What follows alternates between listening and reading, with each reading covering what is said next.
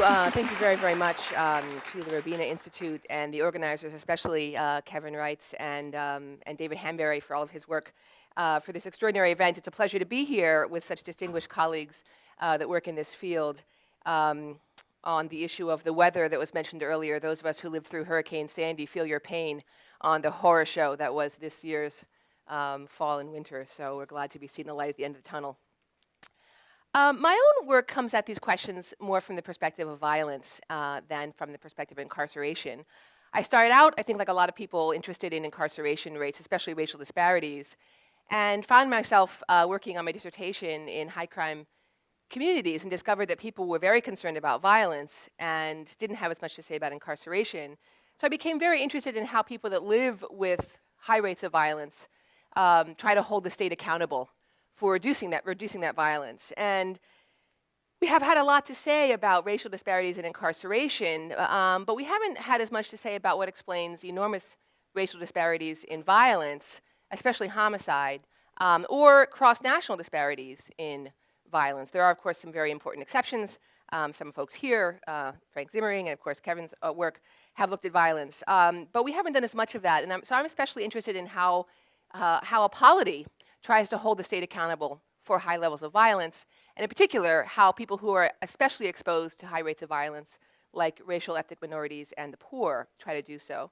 And my work has focused mainly on political institutions, especially American federalism, and some of the ways in which it sort of balkanizes and fragments people in ways that reduce the capacity for accountability.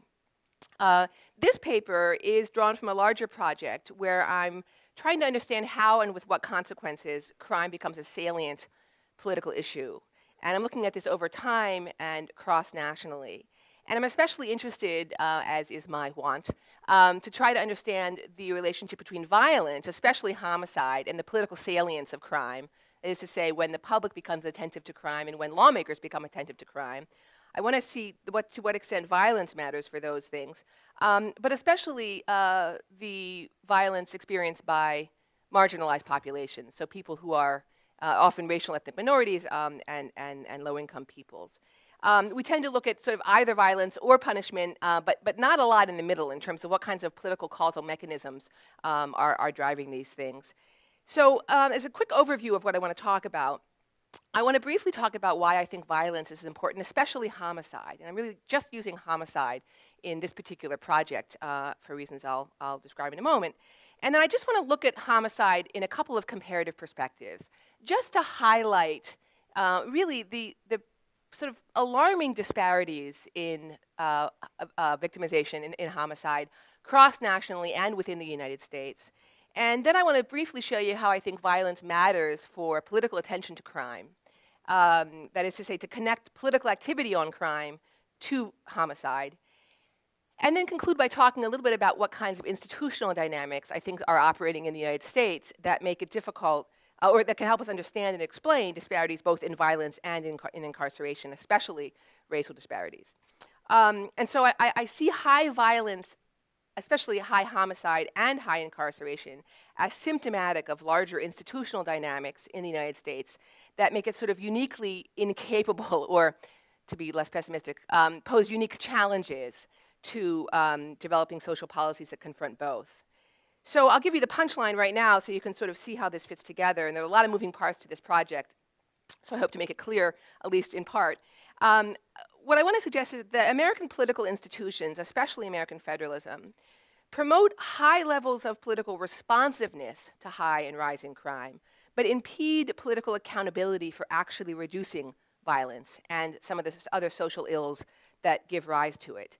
And there's a fair amount of work I'll talk about a little bit later that talks about this sort of highly fragmented nature of our political system. Professor Jube mentioned the 51 justice systems, but really we could say we have thousands of justice systems when you think about all the local police departments, local prosecutors. So there's been a fair amount of attention to this sort of highly localized nature of our political system. But I want to suggest that in fact, seen through a comparative lens, the problem is not too much local democracy, too much local democratic responsiveness, but in fact too little democratic accountability in the political system as a whole for reducing violence and broader social inequities, both of which contribute to high rates of incarceration. So the US, I argue, has deep institutional fragmentation that limits its capacity to enact comprehensive social policies that reduce violence and inequality, especially racial inequality, and that promote alternatives to warehousing the deeply deprived in prisons and jails. The title of the paper, Making the State Pay, comes from a book written by Catherine Beckett in 1997, Making Crime Pay, where she argues that crime is a politically valuable opportunity, independent of actual crime rates. It pays off for politicians to be punitive. And I want to push back on that claim a bit and suggest that people are better risk assessors than we often assume they are, and that they actually want the state to reduce violence. And I'm trying to understand how different institutional dynamics facilitate or hinder the capacity of citizens to do that. And I suggest that it's easier to make the state pay for really reducing violence in less fragmented political systems than our own. So why violence? Why focus on violence? And homicide in particular. As I say in this project, I'm really using homicide rates in part for a purely practical reason, which is it's the most reliable cross-national data you can find. It's comparable across countries in measurement in ways that other crimes aren't. But also because I think violence, homicide rather, has some particularly unique characteristics that other types of crime don't. And homicide is of course exceptionally high in the United States, as Frank Zimmering so nicely pointed out in his work in the 1990s. And I think you can't understand American exceptionalism without understanding homicide. But beyond that, in a more abstract way, homicide is a serious social problem. It causes harm individually and collaterally, and it understandably makes people nervous. I think security from violence, arguably, is a fundamental component of the social compact and a valuable public good. And homicide, high rates of homicide, are arguably a threat to the good society. In addition to that, the distribution of violence and homicide is disproportionate in the extreme in the United States. It mirrors race and class disparities and other types of insecurities, joblessness, for example, and in fact mirrors the incarcerated. So we focus a lot of attention on the suffering of those exposed to repressive state practices, as we should, but a lot less attention on those exposed to homicide on a daily basis.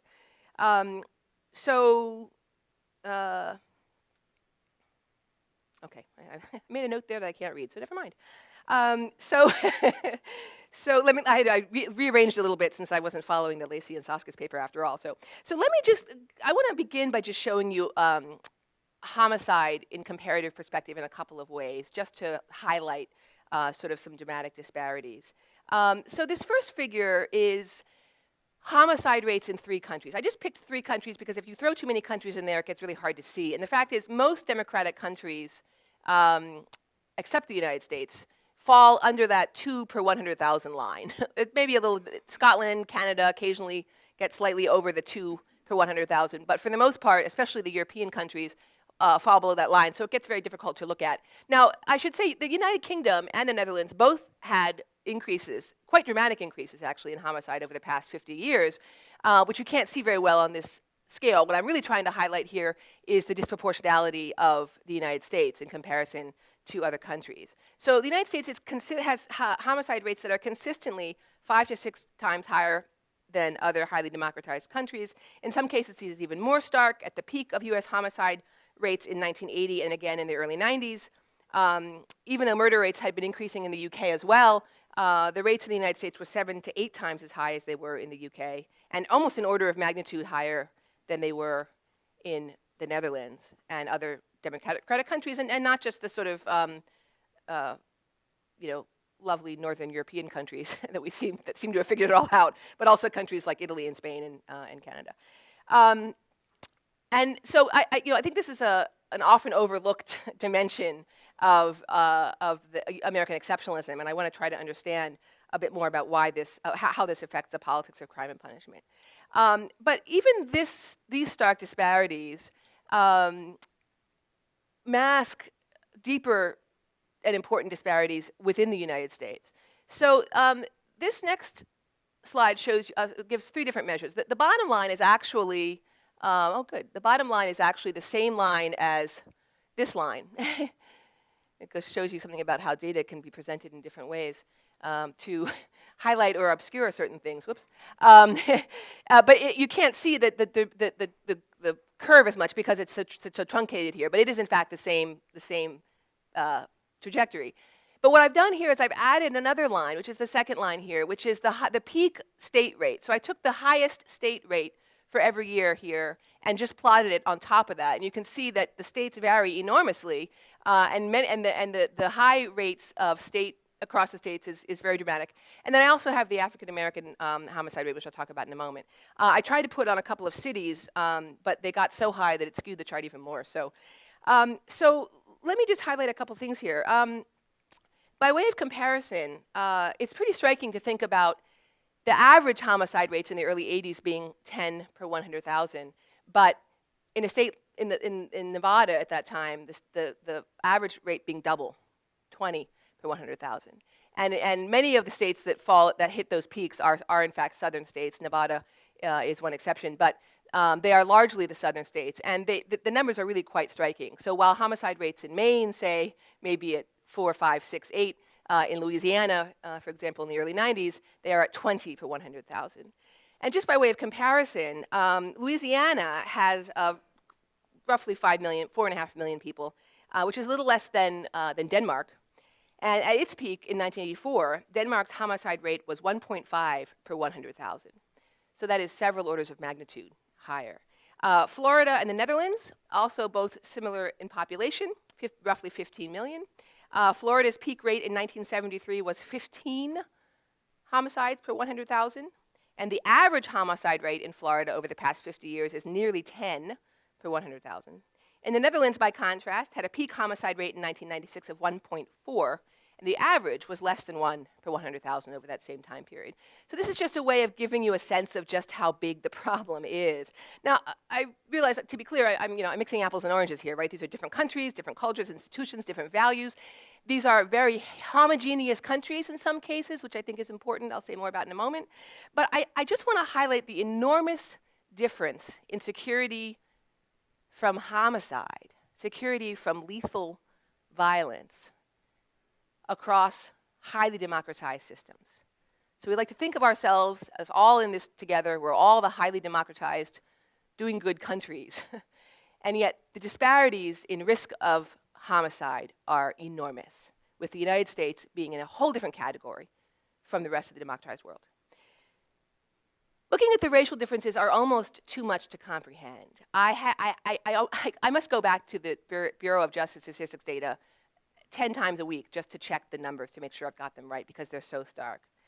And here, we're looking at multiple orders of magnitude higher. This is the black male homicide rate I have here compared to these other averages. Now, of course, if we compared the homicide rate of racial and ethnic minorities in other countries, there is evidence. This is harder to get. The data aren't as readily available as they are in the United States, especially over time. But there's good evidence that racial and ethnic minorities and the poor generally in many European countries also suffer from higher rates of homicide than white populations do, and especially white affluents, but not nearly to the degree that we have here in this country. And one explanation that I'm trying to sort out in this larger project is, and this depresses me because I really like the heterogeneity of the United States, and yet one possible explanation that some people have observed is that heterogeneity contributes to a greater desire for punishing, because the dominant white electorate feels threatened by a growing minority population. In a country where you have a very, very small minority population, it might be easier not to go in that direction. I think it's more complicated than that, but I do think that's an important factor to consider. So we might say, well, the United States has such high homicide rates, it's so out of control, that the issue becomes salient in the United States, and that leads to more punishing. And maybe that's one of the reasons why we have such high punishment rates. I don't have time to give you very many illustrations of this, but one of the things I'm trying to do is to understand whether homicide helps to drive political issues onto the political agenda. And what I'm finding is really remarkably consistent across countries and states within the US. So I'm just going to show you one example of it here. If there's time, maybe later I could show you Pennsylvania as well. So what I have here is the homicide rate. This is the UK. Actually, I should say the homicide rate is just England and Wales. Scotland has its own justice system, its own criminal law, its own crime statistics. I've taken out the Northern Ireland data because it really, over time, it really confounds things with the Troubles. in ways that I want to avoid. So the homicide data here is just England and Wales. But the other two data points are, I'm sorry, I'm standing right in your way, are the public opinion as measured by the most important problem. So what do you think the most important problem is facing Britain? And the other is what's called the Queen's Speech, which is the speech from the throne, which is not actually the Queen. It's not her ideas. It's, it's the governing coalition, or right now a governing coalition, but in general the governing party that lays out its political agenda for the year.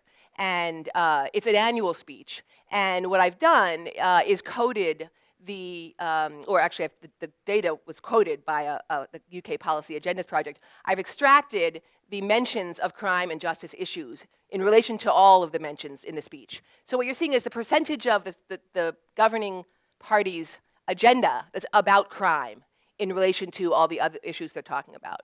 And what we see is a somewhat striking, strong, and positive correlation between public anxiety about crime, homicide, and political attention to crime. And this only goes to 2008, but I'm starting to get some data that goes out further. And what you see is this public opinion falling, just completely falling off the, just completely drops. The economic recession comes, the economy becomes the most important problem, crime rates are at an historic low, and both the governmental agenda and the public opinion anxiety is essentially nil relative to earlier time periods, as homicide rates have also plummeted. This spike, I'll just mention what that is because it looks really weird, doesn't it? Dirk will remember this probably. There was a doctor who'd killed like 180 people, Harold Shipman. And it was a horrifying story. And for some reason, the Home Office, I guess, wasn't entirely clear when they all were killed. They put all of the homicides in over the course of a couple of years. So that's why you see that spike. It's not some really weird, random spike in street violence. It's a series of bizarre killings by this doctor that all got lumped into a couple of years worth of homicide data. So the homicide rate in Britain's actually really leveled off and in fact has declined in the past 5 years. So what I'm finding is a very strong and positive relationship between homicide rates and political and public attention to crime, which I argue makes a lot of sense. I also have some media data, which I didn't show you here, but the media, I think, is the lever that connects the public to the actual reality of homicide, because when homicides are going up, most journalists get their news from official sources. The police are talking about homicides. They're reporting on it. People are reading about it. Now, some people would say, well, look, when homicide's going up, most people are not going to be victimized by homicide. So why all the frenzy, right? Why all the worry? But I think that's a little bit, I think it's a bit unfair in the sense that when the unemployment rate is 10%, as it was a couple years ago, it was on every front page newspaper in the country, but most people still had a job. So I think it's not unreasonable to be worried when there's a crisis that people worry will have a serious impact on their lives or on people, the lives of people they know. And so there's intuitiveness, I think, to the connection between homicide and the salience of crime. So I draw your attention to this for two reasons. First, I think violence probably plays a bigger role in driving crime onto political agendas than we often think. But also that it's not unique to the US. That is, the salience of violence is not unique to especially high rates of violence. Homicide seems to drive the topic into the public and political domain when it's increasing, even when the relative rates are relatively low compared to the United States. Now, why are we the way we are? Why are things so bad here? Well, in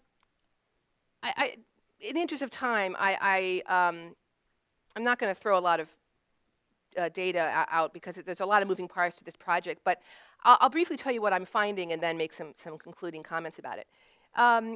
What I find is that the nature of the American political system makes it very easy to decouple crime from other social problems. In the UK, which is the case I know best right now because that's the one I've been writing about, partly as a function of a unitary system with relatively strong political parties, social problems get bundled in ways that they don't in the United States. So, as is, again, my want, I'd focus on the institutional differences here just briefly between the US and the UK to help us make sense out of this in ways that I think will help explain both high rates of violence and high rates of incarceration. So in the United States, we have federalism, which I've written a lot about, and it's a very sort of odd federal system. It's very, very different from the Canadian federal system. It's very fragmented. There's enormous amounts of political activity across the whole federal system, locally, state, and nationally. We have separation of powers, relatively weak political parties, all of which undercut the capacity for comprehensive social policy reform that might both reduce violence and incarceration. Well, how does this happen? Well, one way is multiple veto points. I mean, a great example is the recent Senate vote on the gun bills. People have fixated on the filibuster problem, but it's not just the filibuster. 51 senators can easily represent a very small portion of the American electorate, actually, because every state has 2 senators, and the disparities across the states are so great. So the Senate is one veto point that makes it hard for comprehensive social policy reform to get enacted, but there are many others. Comparative politics scholars talk about federal systems generally as making it harder to enact comprehensive social policy programs because of the many places where that can get clogged up in a federal system, because you have many sovereign jurisdictions, and that's especially true in the United States. Secondarily, I think violence becomes more easily decoupled from other social ills, and I think the Lacey and Saska's paper will talk about this a little later. I'm sorry you didn't get to hear it first. But it makes it easier, for example, at the local level, for prosecutors and police to be the primary point of political activity, because there's not a whole lot else that local lawmakers can control. And so when crime comes onto political agendas, if your main tools are more police and more prosecuting, it becomes difficult to confront other social problems. And so I think the political venues where crime is the most salient at the local and state levels, especially the local level, they're severely constrained in their capacity for social policy reform. Now, I highlight this, and again, this was sort of in relation to the Lacey and Saska's paper, which perhaps we can come back to later. But again, coming back to the point that a lot of people argue there's all this local autonomy, and that's where a lot of this punitiveness comes from. What I've suggested in other work is that the local autonomy in the United States isn't very autonomous. That is to say, it comes with very little real political capacity. So again, there's a lot of capacity to affect policing, to a lot of budgets, there's a lot of manpower, woman power, there's a lot of ways that prosecutors can be more aggressive or less aggressive, but there's not a lot that local governments can do to reduce violence outside of using the justice system. And I think this relates to Professor Dub's comments as well, in the sense that sort of this tendency to go to the criminal justice system as the solution. Well, one of the reasons for that, I argue, is that it's very hard to do other things in our very fragmented system. In contrast, the United Kingdom has a unitary system. It's a parliamentary system with relatively strong political parties that facilitate policy reform and comprehensive social programs. So this can explain, I think, both lower rates of violence and lower rates of criminal offending, of incarceration. And so crime as a policy issue becomes about not only incarcerating, but also reducing violence. And much of what I hear when I talk to lawmakers that represent high crime communities, and when I talk to people in high crime communities, is that they both want dangerous people removed from their neighborhood, but they also want the social conditions that give rise to violence in the first place confronted. And that's very difficult to do in the United States. How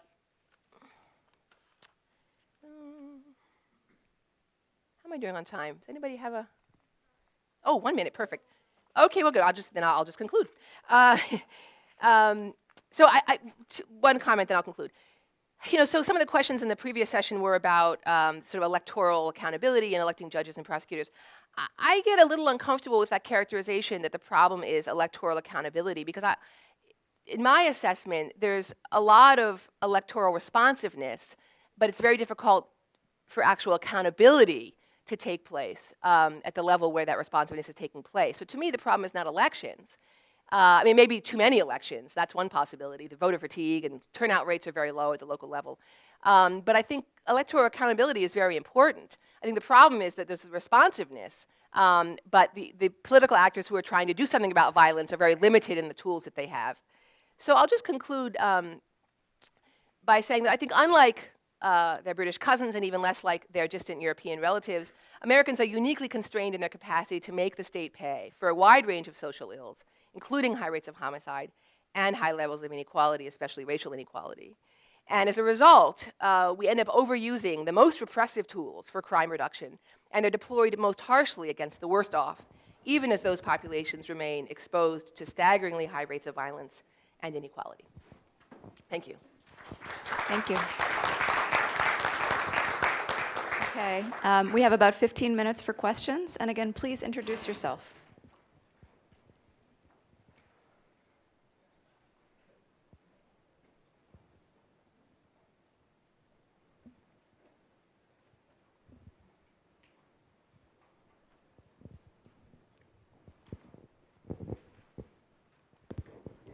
Good morning. My name is Kathleen Blatz. I'm a former judge in Minnesota.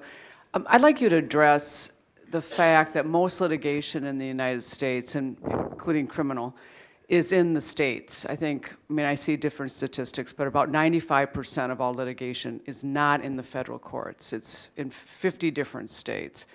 And when you talked about the saliency of crime and we're not situated like the UK, I think it's driven at the state level and not the federal level. So they are situated to, I used to be in the legislature too. Yeah. They are situated at the state levels to do something about this, but you say that they're not, right. They're incapacitated or whatever. So can you just develop that whole idea? That's great. That's a great question. When you say litigation, you mean criminal prosecutions? Is that what you mean, criminal law and criminal prosecutions? Is that what you mean at the state level?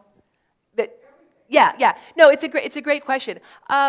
Right. So on the one hand, we might say, well, look, we have a robust history of state governments doing a lot of things, especially education and crime. Those are the two sort of issues that state governments have traditionally done so much with. And some of the data I have on what state governments are actually doing, a lot of it is on crime and education.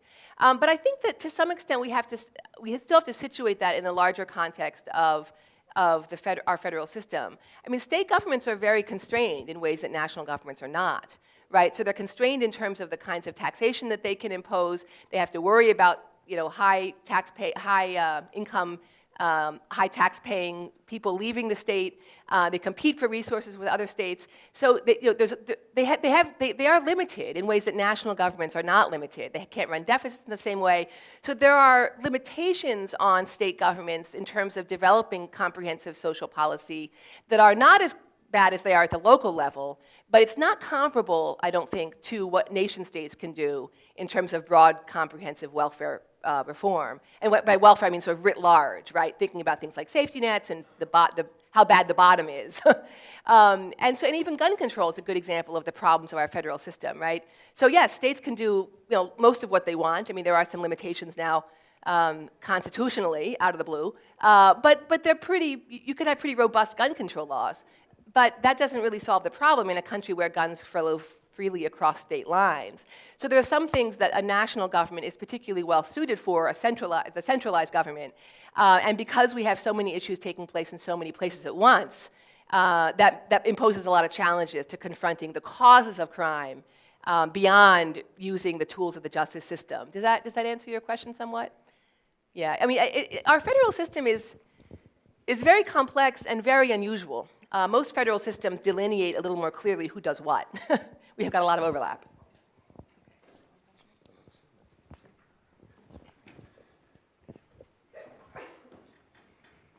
Hi, I'm Glenn Lowry, Brown University. Lisa, in view of the demographic disparities that you showed, I assume both in victimization and offending rates for homicide, with the male, the African-American male, and if you had adjusted for age cohort, I assume the young African-American male being so grossly overrepresented, it would appear that homicide, this problem that you're saying is so salient in driving the politics of crime, is, as a sociological matter, substantially a phenomenon of the communities and the social locations in which these individuals reside. That being the case, I'd like to know what's the evidence that anything that you've discussed here, either the punishment side of the equation or the social policy side of the equation, has any material effect upon the behavioral phenomenon in question? Or put differently, why do you think it is that the phenomenon of homicide in the United States has the social formation, the location, the pattern that it has. Well, let me say first, in response to your first point about the salience of crime being related to the demographics of the victims, or because of the intra-racial nature of homicide, the offenders. I mean, I think what's so interesting, what I found, and this has surprised even me, that really across nationally, it doesn't seem to really matter who's offending or who's victimized. The mere rise of homicide draws crime onto political agendas. So I actually think that's an important point, because it does to some extent undercut the idea that it's only when, say, racial minorities commit crime that we worry about it, or it's only when they commit crime against whites that we worry about it. I mean, I think that's a story that's important in other ways, but I think as a general matter, what I'm finding is homicide matters, that people are nervous about homicide, and it doesn't really matter who's doing it to whom. When homicides are going up, people are deeply troubled by it. Now, that's the big picture story, right? There's a lot of nuance to describe.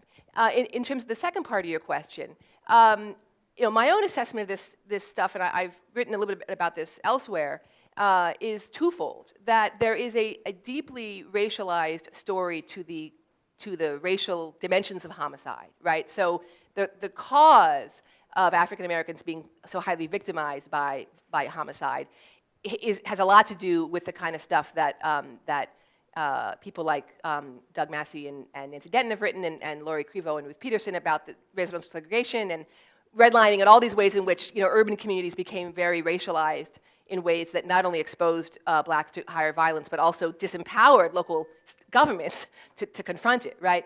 But I also think it's an institutional story. So there's also this aspect of American politics that makes it very difficult to confront those problems. I don't want to overstate the willingness of mass publics to confront those problems when they are confined disproportionately to poor urban black communities. But I also don't want to understate it. I think there's a lot of interest in reducing violence generally, and some of the gun bills that were proposed, for example, early on, could have done a lot to reduce violence in black neighborhoods. But the killing of those bills happened, in this place totally far removed from the local context where the violence is taking place. And lastly, I guess I'd say that I do think the development of our federal system has a racial story to it as well. I mean, its origins have a racial story, right? Why do we have a federal system? Well, partly because we had states before, and we couldn't do much about that. But also, this was a deep dividing cleavage between the states that were gradually becoming free states and those that were entrenched with slavery. And so one mechanism by which for the slave states to ensure that they could control racial hierarchy was the nature of the federal system. So I think these things are very intertwined. I don't want to understate the racial story, but I also don't want to understate the institutional story, which I think exacerbates the racial dimension of it. Professor Miller, can I actually follow up with a quick question? So the 1990s seemed to me to be somewhat of an anomaly, and this is to push back against the notion that public opinion and media sort of follow along with violent victimization. So to the extent homicide rates reached a peak in 1993, 1994, particularly with young black males. Right. It was 1995 when we saw the violent super predator fury take hold. And crime remained, and in particular, urban crime remained very salient to the public, even as crime rates were dropping. Right. And media, the media grabbed hold and was disproportionately reporting in these sort of episodic crime stories and perp walks, et cetera, through the 1990s. Right. In a way that diverged wildly from actual homicide victimization rates. Yeah. So two responses. I think that's true. So I have this table in the paper where I'm trying to sort of put all these country years into categories of high and low salience and high and low homicide. And there's some very interesting and important years in there where you have homicide rates falling or low and high salience. And I think those deserve explanation. What I pointed out in the paper is that there are a lot fewer of those years than we would think there are, given the sort of conventional wisdom. So I think two things. One is I think there is a lag. I mean, to be fair, if we lag the homicide rate, it doesn't look as stark as you would think, right? So it takes a while for these things to be absorbed. It's not clear in the moment that homicide's going down. It's clear 2 or 3 years later. And actually, I actually have a slide of Pennsylvania. So this is sort of some of the same kind of public and political agenda dynamics as from the UK. And so the Pennsylvania homicide rate is the top line here. And on the one hand, you can see, when homicides are going down after the mid-90s, a lot of the salience is going down too. Governor's budget addresses are going down, public opinion plummets, but then we do see some spikes in weird ways. Now the homicide rate also spikes there. So it's a complicated story in ways I haven't fully sorted out, but I think in the aggregate, there's a lot more consistency than we think. And finally, there's also, I think there's all that awful rhetoric about the black super predator, right, which I think, again, I want to take seriously the fact that African Americans were more victimized at that period than whites. I mean, dramatically so. I don't want to overlook that. But I do think there's part of that racial story makes it a little easier to say, oh, look at those bad guys. But again, that's not the general picture I'm finding. Those are the exceptions. My name is Amanda Ruiz. I'm a student here at the University of Minnesota Law School. You mentioned that other countries have been able to bundle responses to social ills, not just violent crime, but also some other social ills. Could you please describe what other social ills have been effectively bundled in order to respond to violent crime, Right. and as well as the barriers that we face in the U.S. to making those connections, Right. at least politically? Well, Let me say, I guess, characterize it a little bit differently. So I think I think there's pretty good evidence that in the post-war period in Europe, you had these political moments that produced a pretty robust social welfare state that really kept crime rates a lot lower than they were in the United States. So even when a lot of demographic changes and other factors pushed violent crime rate higher, it didn't get nearly as high as it was in the United States. But in addition to that, those countries also had already more robust social welfare provisions. So the social safety net, for example, the bottom third in many European countries is not nearly as bad off as the bottom third in the United States, especially the bottom, say, 20%. And those things affect rates of criminal offending, especially rates of violence. There's some good evidence that the bottom wage scale, actually, if you just bump it up a little bit, you can reduce violence. And that's a very difficult thing for us to enact comprehensively, right? Raise the minimum wage, how hard is that to do in the United States? So I think there are a bunch of things that get bundled together in a parliamentary system where you have a governing party that just does what they said they got elected to do. I don't mean to make it sound easy, but in relative terms, a presidential election in the United States is an opening shot across the bow, right? And then there's Congress, and then there are two chambers of Congress, and then there's federalism, and so there are all these mechanisms that can disrupt the capacity of the party that wins to actually get things done. Now, the way you framed it, which is how I framed it myself too, when crime is salient, can you get more things done besides just punishing? I think you can. It's hard. I think you're going to get more punishment when crime is salient. When crime is going up and it's salient, I think the instinct for everybody is to punish more. And in my paper, I say I try to avoid a priori assessments of how much punishment is too much, even though I think we clearly are way off the scale. But I also think I am seeing that you get attention to things like unemployment. So in Britain, for example, even as Tony Blair is talking about crime more, he's also talking about joblessness. So these things can go together better in a parliamentary system than they can in our very fragmented system, I think.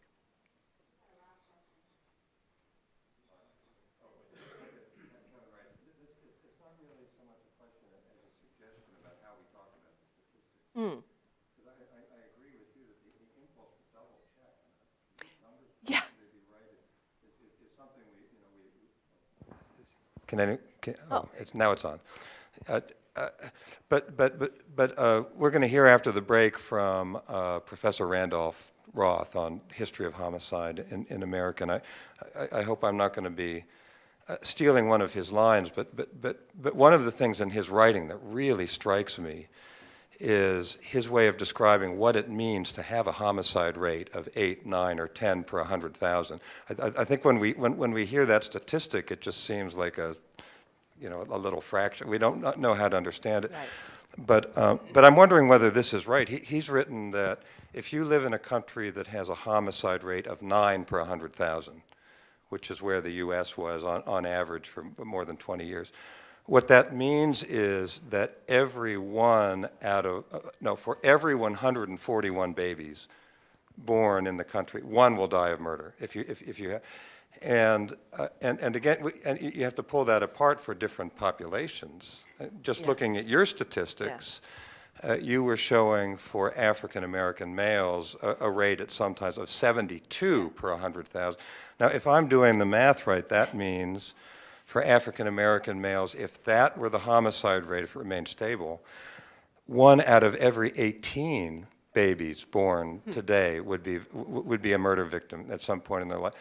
And that's all African American males, including the middle class, where victimization rates are very low. For the inner cities, among the most disadvantaged, we're talking about really high probabilities. And I just wonder whether talking about the numbers in that way makes them even more unbelievable, but really drives it home. You know, 1 out of 18 children born today. That's extraordinarily helpful, Kevin. And again, that makes me want to go back yet again to those numbers to make sure that they're correct. But that's extraordinarily helpful, because part of what I want to do, you know, people will say, well, you know, you can't compare, you know, middle class people who isolate themselves in these safe places to urban. Well, why not, right? I mean, we're all living in highly developed democratic societies. Why shouldn't we expect that these rates of risk are at least somewhat comparable, right? I mean, to say some people are slightly more at risk than others is one thing, but say that some people have a 1 in 200 chance of being murdered, and others have a 1 in 18 chance of being murdered, purely by accident of birth, is extraordinary. And I think that is a serious political problem. And it's a serious democratic problem, because arguably security from violence is the essence of statehood in a democratic system. And if we have such enormous disparities, especially so unevenly distributed across racial groups, I think that's very profound. So I appreciate the suggestion. Thank you very much. Thank you very much, Professor Miller.